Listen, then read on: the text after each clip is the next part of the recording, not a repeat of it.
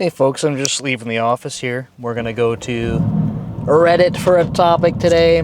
ExperiencedDevs subreddit. I don't have it pulled up right in front of me. But this topic is around sort of like doing extra work to get promoted. So again, I don't have the direct quote post in front of me, but essentially it's along the lines of like, hey, I'm working for my manager and I've asked them about what things I can do like extra to get promoted. And so their post is really about like, you know, is it worth it? What's the work-life balance? Like, let's talk about this, right? So I feel like, you know, I've mentioned this before, sometimes I scan through the comments, other times I don't. This time I scanned through the comments. The couple that I read seemed like, I think pretty much in line with kind of what I was thinking when I first read this question. And I have talked about some similar things like this before. Hey, why are we stopped here? Sir? There's literally no reason to be stopped. These people cannot drive. That's okay. And really, like, I have a handful of different, I guess, perspectives on this. And it's going to be a very situational thing for different individuals. So I can share kind of like what I would, as an engineering manager, kind of what I would recommend to like the average person, I guess, if I were to generalize, and then maybe some things for you to think about and how you might tailor this for your own, you know, your own life. I thought it was interesting. This person said in their post something along the lines of like, I work from home, so the work-life balance part is figured out. And in my head, I was like, no, absolutely not, because I also work from home most of the time. And let me tell you, it's very easy for work-life balance to not happen. So let's kind of chat through this. I think, again, focusing on maybe what I would call is like the average person, or just like to generalize. When we talk about promotions, right? Some of you are probably very aware with this, others maybe not, depending on your experience, but generally the way promotions work is that we do not, as engineering managers, give promotions to people in hopes that they can do the work of that level, right? So the idea is not like, well, you know, I have Billy on my team and like Billy's doing okay, but I think if I give him this promotion, I think Billy like will step up into that, and then I think Billy should be able to do it. It doesn't work that way. It's well, I mean, shouldn't say it never works that way. It's pretty rare. It's not, probably most engineering managers do not lean into that. It works the other way. And it's essentially, Billy has been demonstrating that Billy can do the work of the next level. Billy's made that very clear. Billy's been very consistent with that. Now, I feel very confident and comfortable getting Billy to that level. Right? And this is more and more the case as people gain levels in seniority. And I worked at a startup for a long time, for 8 years, first 8 years of my career after university. And we didn't really have, like, we had levels kinda. For ICs, we had developer and senior developer. That was it. And senior was kind of introduced, and then we kind of paused it because we were like, we don't know what the hell we're doing. So like some places, you know, the levels and stuff don't really make sense. In other places, like in big tech, I think it's a lot more common that there's lots of levels. Everyone's very focused on their career progression, this sort of thing. So when you have, what's a good way to say this? When you have all of these levels that you can sort of progress towards, the idea is that especially in the beginning. I'm not saying the bar is set low necessarily. That's not fair. Obviously, when you're more junior, you move quicker through levels when you are more junior if you're working at a place that has lots of levels. And obviously, the pace slows down, and the bar is higher and higher and higher. It's according to the level, right? It's not linear, I guess, is what I'm trying to say. It's a really shitty way of trying to say it's just not linear in terms of time that goes into it. And so the requirements and the expectations at those higher levels are also greater, right? I've said this many times in other videos, including for my own promotions, that like it's not just your manager says so and then it happens. That's like the minimum that needs to happen is your manager goes, yep. And then in my case, it's like manager and skip level have to say yeah. And then it goes to other people that are sort of the peers of my skip level across the organization. Now, for people that are more junior, that sort of level of scrutiny is not really there. So like if I have a junior engineer that reports to me, oftentimes it's, you know, if I say, yes, that person I feel like is ready for the next level and they're sort of at the very beginner level, or that, and Microsoft for us, it's like level 59 is, junior engineer, and 60 is the next level. But like if I say this person's ready for 60, I'm likely not going to face a lot of pushback, right? It's like, okay, well, you know, it's more understood, I guess. And there's a lot more trust in just the manager being able to say so. So, point is that with all of this stuff, we will need evidence, and we will need more evidence because we have to convince other people about promotions. So it's just something to think about when we talk through this, right? It's not just about, I think someone can do a good job, so therefore I'm going to put them there. We need to be convinced so that we can convince others.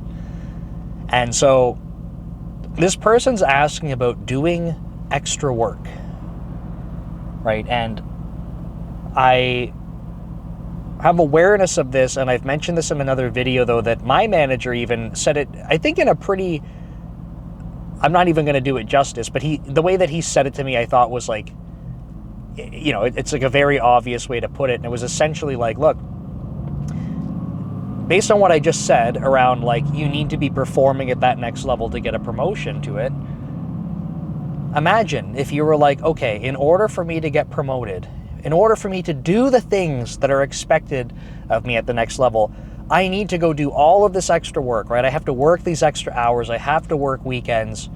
That's the way that I'm going to be able to deliver at the next level.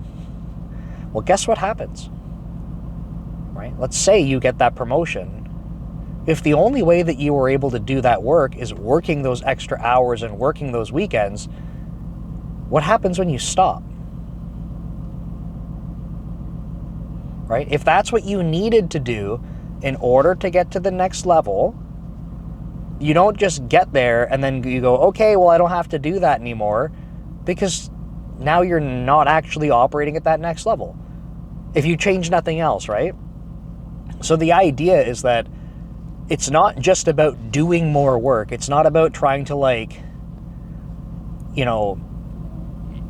completely burn yourself out and like not have a life outside of work, and that's the only way that you're going to get promoted. Sometimes it might feel like that, but that might also mean that you're not working on, sort of the right scope of work.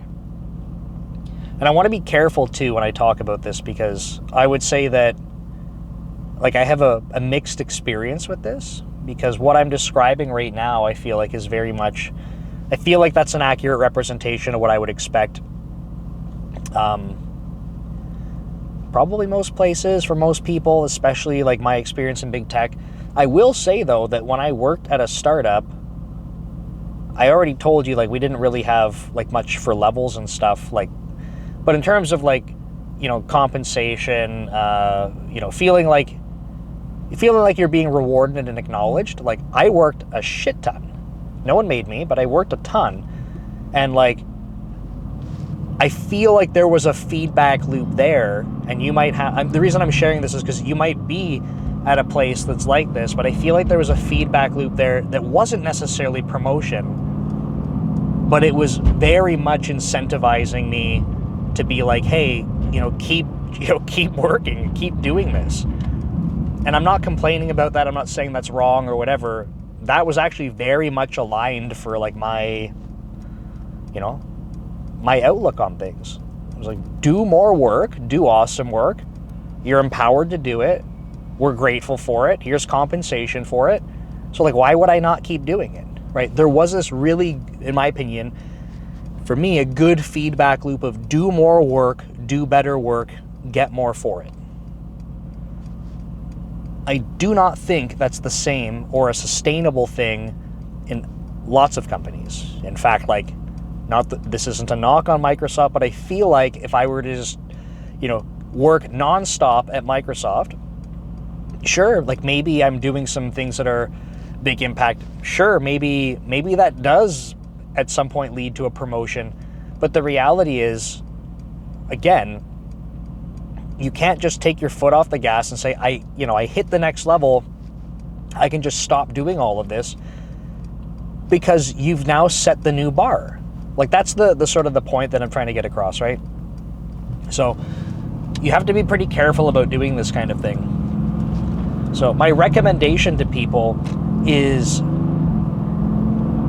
it's like a tricky balance. Like, I think that there's some merit in saying, like, you need to be going beyond what your current scope is. There needs to be some amount of stretch, but the amount of stretch is not like just do tons of work.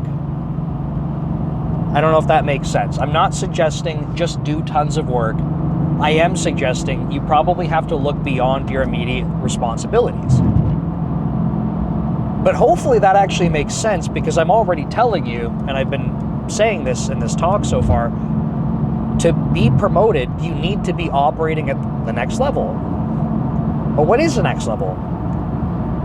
Like, what does that mean, right? And that definition actually changes depending on sort of your career stage, right? In the beginning, like when you are very, a junior developer, you're new to the industry, you're sort of just working, some of that is doing more stuff, but it's not just like, I have to go fix every bug, or I have to do every feature, or I have to be coding nonstop. No, like some of that in the beginning is absolutely like building some momentum, building some independence in the work you're doing, right? Being able to take on work that is a little bit more ambiguous, or being able to work through things where, not that you're not allowed to ask questions. I never want to discourage people from asking questions, but you don't need to rely on someone more senior through every step of the way. You don't need to rely on them for it. You can absolutely ask questions, right? There's a difference and I don't know if I'm doing a good job of explaining it, between like having some autonomy and independence versus like siloing and isolating yourself. Those last two things are not so great. The first two things are great. So there is some amount of like do more, but it changes like it changes as your levels change, because the expectations are different, right? And I think it gets confusing because, especially for some people, if they're looking at people that are more senior on the team, they're like, well, this person does a lot more than me. And it's like, sure, but like, it's not just that they do more things than you or they close more bugs. It's like, there's going to be some work for them that the scope of that work, if they have to do it, it's like they can probably close it out pretty quick because they're very efficient at it. Right? But the actual other work that they're doing that's more level appropriate for them is actually much larger. It is like big work streams and big projects and stuff like that. So you can't just take on like, come on, buddy, get in here. You can't just take on like tons of these projects and saying like, oh, I'm going to do all of these things. Like, no, you will drown in work. And that's hopefully not what the more senior people are doing. But the perception you have of them might be that they're doing so many more things. And again, they might be doing more things than you. That's not really the point. The point is that the impact of the work they're doing, or the scope of the work that they're doing, is on a much larger scale, much greater impact. So, if that's not super confusing, the point I'm trying to get across is it's not about more work. It's sort of, this is going to be a weird way to say it, it's almost like the value of that work or the impact of that work. Right? It's not, and maybe I haven't really thought through this, as with most of my videos that I do on this channel. I want to see if I can give you an example that's not like, okay, so let's say in some period of time where you're, going from a junior engineer to the next level. And if you were to reflect on that, you're like, hey, I did X number of features, okay, in that time. What wouldn't make sense and is to say, like, okay, to get to the, someone who's more senior on your team, for them to get promoted, all that they do is like 10 times that many things. It's not just about doing more things of the same size. Like, does that make sense? It's not just more things. It's things that have greater impact. Someone might be working on one thing.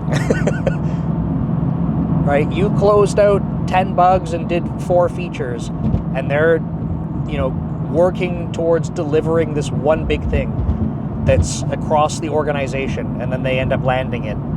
And that ends up being something that they can say, like, hey, look, I coordinated this, I worked through this, and, through this period of time, I've been able to demonstrate this impact.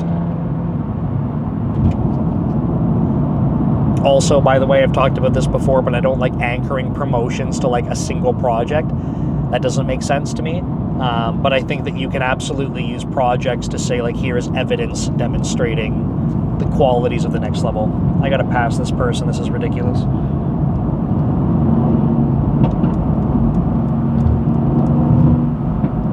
If I'm driving in the fast lane, we better be at least going the speed limit, because I'm paying to be here. Spoke too soon. Damn it. Okay, so hopefully that's making sense so far. It's not just more work, it's like scope of impact.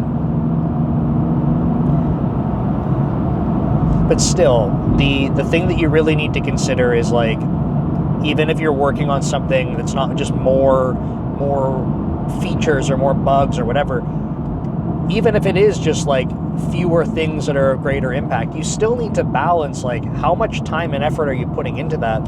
Because if you're not working more effectively through that kind of stuff, because you aren't experienced and it's difficult to navigate, these are new challenges for you. That's not meant in a condescending way, for what it's worth. I mean it genuinely. Like, if you're working, the first time you work on a big project that's cross-team and you're working with different partner teams that you've never worked with before, and there's dependencies on them and stuff, like, it's probably not going to go perfectly smoothly, because nothing ever does, and it's your first time doing it. That's okay. But the more times you do this, the more experience you have doing it, and the more things that you can go, cool, I see some of the signs going on, or I've dealt with things like this before, here's how I'll navigate it, right? You become more efficient at these things the more time you do them. I'm not trying to say that it's because you suck, like, or you're bad or you're stupid. So you become more efficient at these things, and I think that's part of it, is like, to try and shortcut this stuff is like, yeah, you can try working on some more things. You can try working on some things that are bigger impact or larger scale, and that's not a bad thing. It's not bad. It's just that, like, you can't go overboard with it, and you still need to strike a balance that's going to make sense for you. Right? Because it's not check the box, do it once, get the promotion, you go, woo, and then I don't have to ever do that again. Because now the bar is raised, and the expectation is that you can operate at that level. Right? So I think it's good to find ways to stretch yourself, to get out of your comfort zone, because that's how you grow, but not to a point where you're like, I'm doing all these things, and I can barely, barely survive, but it's all because I'm going to get promoted and then I'll be done. Like, it just doesn't really work that way. It's not sustainable. Now, the next thing that I want to kind of bridge into here is like, and I think some comments on the Reddit post did a good job of this. It's like, where's, I know some of the viewers of this channel know what I'm going to say next. They're predicting it. They're sensing it. They're going, he hasn't said it yet. Right? And that's your cue. It's, have you talked to your manager about this yet? Because if you're like, hey, I want to get promoted, I'm just going to start doing all this extra shit. If it's not the right shit, if it's not important shit, that just might be you like doing extra work. Or maybe your manager's not aware of it, or maybe you're doing this extra stuff thinking you're doing an awesome job, but like you're dropping the ball on, some other things you were expected to do. Like, talk to your manager. Get on the same page for this kind of stuff. In this case, just to make a point, in this case, this individual wrote in the Reddit post something along the lines of like, I asked my manager about doing some extra work for promotion, and their manager said something along the lines of like, you're already doing a good job and you are on track for that. And I think in their mind, they're still perceiving that as, well, they're kind of like gatekeeping the extra work from me, or like, what is the extra work I need to do? But the feedback, maybe, and we don't know, we weren't in the conversation with them and their manager, but the feedback was like, you don't need to be doing extra work, you're on track for it. So in a situation like this, I'm trying to think about if I have talked to an employee on my team and I said something similar, if they were to just start doing more stuff, like, if my feedback to them was, you are on track for promotion, what I mean by that is like, you're working on the things that I think are the right impact, they're addressing the right things that I need to look for in the next level, that should be sufficient evidence for me to talk about this at promotion cycle, which, by the way, some companies have promotion cycles, others don't. Maybe you get promoted at random times, I don't know. I haven't worked at every company. Microsoft has, at least in Office 365 side of the world, we have 4. There is one main one, the main performance review cycle. There is the off cycle, which is the exact opposite time of the year. And then there are 2 sort of at the other quarters. Okay, so there's 4 opportunities. They don't all get the same weight. In fact, one of them gets the least weight because it's basically like, if there's no budget at that time of the year to promote people, there's no budget. It doesn't happen. Right? So there is some timeline that we're working within as managers. And again, I'm just sharing my own experience. If you work at a different place, or you're a manager, or you've worked for a manager at a different place and this doesn't line up, this is my experience at Microsoft. If I've told someone, we've had this conversation around like, hey, like they're saying, what else can I do? What's extra? Or am I on track? And I'm like, you are doing, the projects you got going on, the work you're doing, the way that you're operating. I think you're doing an excellent job, and I think that you're on track for promotion. Right? I never promise people promotions at certain times. I don't say finish this project, you'll get promoted. I can't make promises like that. It's not wise, and it's not true.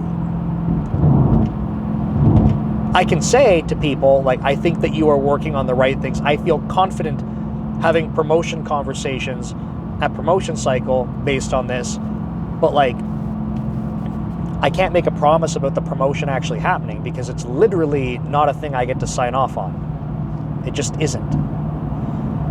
So if I were having this conversation with an employee and tried to tell them this, it's because I mean it. Like, I need to wait this amount of time, and all of the things that you're doing, I feel that you are prepared and doing the right things for promotion at this this next phase. Now, things could change, right? Some people might hear something like that and they're demotivated by it, and then they drop off. Some people might, this person's case, it's like, I got to do more, right? It's like, that's not what the feedback was. The feedback was not do more things. I have had conversations with employees, literally, I've had conversations with employees where they're saying, like, I need to do more. I need more things. Like, I'm trying to get promoted. I need more. And I'm going, more is not the answer. I am the person who is trying to help you. I want you to grow in your career, right? If I'm telling you, this could be different for other managers. If I'm saying more is not the answer, or going faster is not the answer, it's because those aren't the things to focus on. And I will try to be very transparent with people about that. Right? For some people, it might be the opposite. It's like, hey, in order to get promoted, like to move in that direction, there needs to be more, like some type of throughput. You're actually not landing work, right? Like the impact to demonstrate that is just not seen yet. So there needs to be more, because if I were to go have a promotion conversation and it's like, well, tell us about the impact this person's had, and I'm like, they haven't done anything. Like, they've written a lot of code, but like nothing's actually happened with it. Like, okay, well, like what? I need to be able to have a story about the impact. By the way, that might be a bad example, because someone might say, well, what if I work on a project and it gets canceled or something like that? That's not necessarily the end of the world, because there's some things that are outside of people's control, and I can still be able to demonstrate like all of the work that someone was doing, even if a project got canceled or something, was still very good work. How they were operating was really good. So I don't want that to be misleading. My point is that it's like, try to work with your manager and get their feedback on this. I understand that some people, because as a manager, talking to other managers and developers, especially trying to make content like this, there are always people, rightfully so, that are like, Nick, that's not how my manager works, or like, I hate my manager, or my manager's a piece of shit, or whatever. I get it, right? Like, everyone has different experiences, but my general advice to people is still to go talk to your manager to get aligned expectations. That's always going to be my advice. If you're like, I can't do that, my manager sucks, I would say, guess what? You might be in the wrong spot. You should probably get to a spot where you can find that kind of thing, right? It's a different conversation, but my ultimate advice is like, you want to move in that direction where you can have a conversation with your manager about this stuff. So back to this Reddit post. If this person is getting the feedback, hey, you don't need to do extra stuff, I feel that you're on track for promotion, like this is goodness, I would hopefully, I can't say this for sure, but I would want this person to be able to trust their manager's feedback. Because what could happen is that this person goes and does a bunch of extra shit and it doesn't actually help anything. It doesn't help their case for promotion. Maybe they do too much and they're burnt out from it. Maybe they do too much and they're dropping the ball on their normal work, right? The already expected work. Now they're underperforming, right? There's a lot of things that could happen. It might very well turn out that they do some extra work and they kick ass. Like, that's possible. There's lots of different things that can happen here, but I think if the motivation is, I just need to do more than to get promoted, I just don't think that's the answer here. Now, one of the other things they called out was, hey, if I do extra things, that could be good learning opportunities, like, then I'm not like stagnating, and like, sure. Like, I think that's a great reason. Do you want to do extra things because you want to go learn? Or like you are, I don't know, like intrinsically motivated to be able to do more things? Sure. Right? This goes back to what I was saying when I was working at a startup. I had a couple things going on. One, I had a lot of autonomy. Sorry, I'm talking louder because it's raining, which might sound silly, but I don't know how much the rain is drowning out my microphone because it's raining really hard. I had a lot of autonomy. I got to work on really interesting problems. I was compensated for doing it. I could see the direct impact on, how the company was able to keep growing. I could have, impact for our end users because the mission was really, inspiring for me. So like all of these things were like, check, check, check, check, check. I'm going to keep working. Really good reason for me to do it. We didn't really have roles, right? Like levels, I mean. So we'd had roles. We didn't really have levels. So the motivation was not, how do I go get promoted? It was all these other things. So again, if you have these other motivating factors, like I think that could be fine. But like for me, some of those things wouldn't make sense right now. Right? If Microsoft was like, hey Nick, if you just do twice as much, we'll pay you twice as much. I mean, maybe, but like I don't I don't think it's gonna work. And I think, especially at this stage of my life, I'd have to be like to my wife, hey, look, like, do you want me to go like burn the hell out for however long I can sustain this just to make way more money?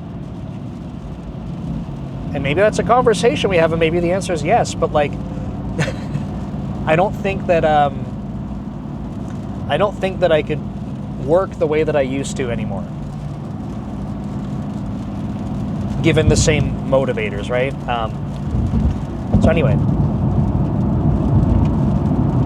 this is sort of the last part of the conversation here, which is like, this stuff is situational.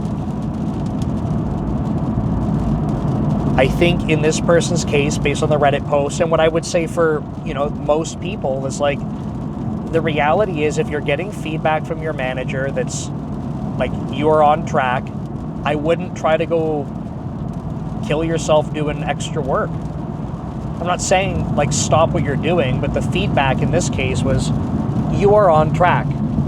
You can maybe ask more clarity around like, what does that mean? Right? Like maybe they're like, I don't know when the promotion cycle is. Or are you talking about this promotion cycle or the next one? I don't know. You can ask for clarity on that.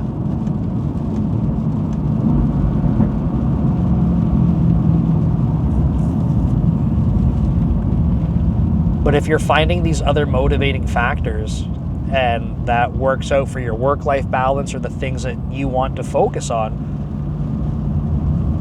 I would never tell someone like, hey, don't work more even if you want to for some reason because that's the rule, because you're not going to get promoted for it, right? Like, hell no. If there's a different motivator that you're aligned with, or set of motivating factors that you're aligned with, why the hell would I tell you to not do that?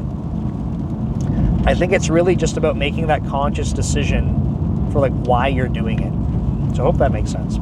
Anyway, I think that's all I got to say about that. So specifically to this person, you're on track. That's the feedback you got. I would say if you're interested in learning more shit, great. Like maybe take on some extra challenges, but otherwise, like if it's purely around the promotion part, I would say no, not right now. Cool. Okay. If you guys have questions in general, leave them below in the comments. Happy to try and make a video response for you. What is going on here? Oh my goodness. People. This is not okay. Otherwise, you can go to codecommute.com. You can submit questions anonymously. There's a little checkbox. You check it off. It's anonymous. Basically, it comes in as an email from myself, so I have no idea who you are. And I will try to make a video response for you. I got other YouTube channels, so if you're interested in learning C# or programming with AI tools, head over to DevLeader. There's DevLeader Path to Tech. I do resume reviews on that channel. And then the Dev Leader podcast, there's a live stream every Monday, 7 p.m. Pacific. And I also, because it's a podcast channel, I also interview software developers or engineering managers, people in tech, hear about their career journey. I like focusing on that because I think it's very helpful for people to see that not everyone takes the same path. And you can still have a very successful, fulfilling career, even if you didn't, start programming when you were 2 years old, or you're born with a keyboard in hand at the terminal, hacking up assembly, right? Like, everyone has a different path, and you can still be successful. So that's what I try to show on that channel. So thank you so much for being here, and I will see you in the next video. Take care.